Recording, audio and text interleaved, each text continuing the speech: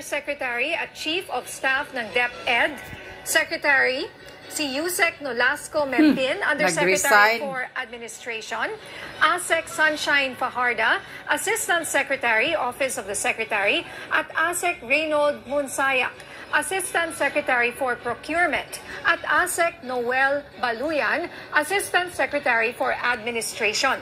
Sa kanyang pahayag, sinabi ni spokesperson Attorney Poa na marapat lamang ito para bigyan ng kalayaan si incoming DepEd Secretary Senator Sonny Angara na makapamili na magiging bahagi ng kanyang liderato sa DepEd. Maghihintay pa lamang din ang opisyal na direktiba mula kay VP Sara kung kailangan pa nito ang kanyang serbisyo sa OVP. Sa ambush interview sa groundbreaking ceremony ng MMDA Annex Building at paglulunsad ng Enhanced Command Center, sinabi ni incoming DepEd Secretary Sonny Angara na personal niyang nakausap si Poa hinggil dito.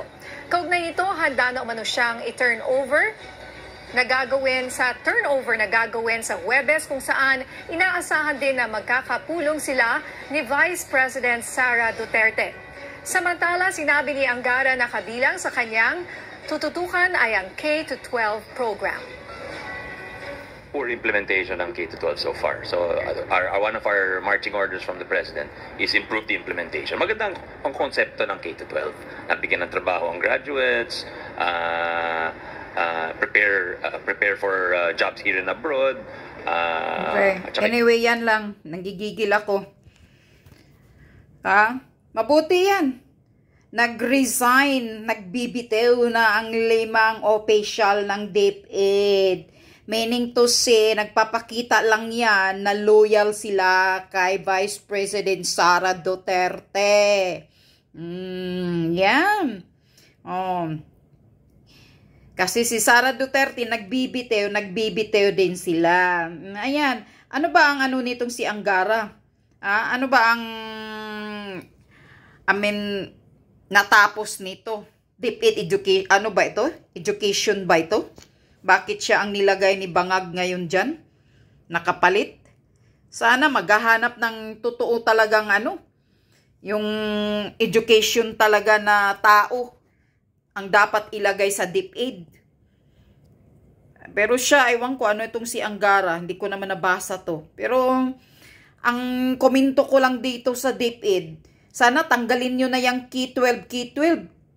Ano ba yan? Ano lang yan? Ibalik nyo yung dati, yung luma na hanggang grade 6 lang. Tapos grade 6 first year high school, second year until 4th year. Nakakalito sa mga nanay yung mga kito-kito ninyo. Tanggalin nyo na yan. Grade 1 to grade 6, ibalik nyo. Tapos, first year high school to second year high school, third year to fourth year high school, yan, ganun, ibalik ang dati. Hanggang simula ng first year college, pag-graduate ng fourth year high school, yung ganun, di ma-easy lang. Ano pa yung mga K-12, pati ako, nalilito ako. Hindi natin alam kung ano na yan. Dapat ibalik mo yung dati, na grade 1 to grade 6 lang ang elementary, tapos high school hanggang 4th year, tapos college na. Hindi naman kailangan yung mga K-12 ninyo sa trabaho Dapat, ang kailangan ngayon, lalo na dyan sa Pilipinas, parang anong bansa, kailangan ng mga mga degree holder na magaganda. Palakasan lang naman ng iba dyan Makapasok ka sa trabaho, palakasan. Yung iba nga, hindi nakatapos ng pag-aaral, basta may kapit. Nakapagtrabaho ng maayos. Ito lang ang nagpapakita na itong pagbibitew ng 5 matataas na official sa DepEd, nagpapakita na loyal sila kay VP Sara. Yan ang maganda. Edi, at least may chance ka. So, ni Angara maghanap ng official mo ng DepEd.